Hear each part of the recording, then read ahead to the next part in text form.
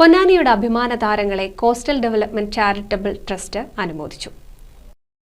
ഇംഗ്ലണ്ടിനു വേണ്ടി കബഡി വേൾഡ് കപ്പിൽ കളത്തിലിറങ്ങാൻ നിയോഗിതനായ K Mashood Kerala Blasters sub junior ടീമിൽ ഇടം ലഭിച്ച പുതുപ്പൊന്നാനി ജിലാനി നഗർ സ്വദേശി അഫ്നാസ് എന്നിവരെയാണ് coastal development charitable trust അനുമോദിച്ചത്.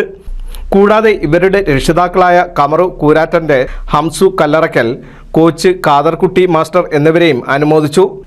SB ഹാളിൽ നടന്ന ചടങ്ങ് മുനിസിപ്പൽ ചെയർമാൻ ശിവദാസ് ആറ്റുപുറം ഉദ്ഘാടനം നിർവഹിച്ചു. അലി പാലക്കൽ അധ്യക്ഷനായി.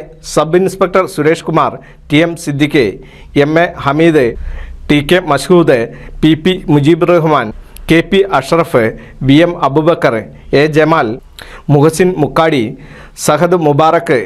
സഹദ് മുബാറക്ക് എന്നിവരും പരിപാടിയിൽ സംബന്ധിച്ചു.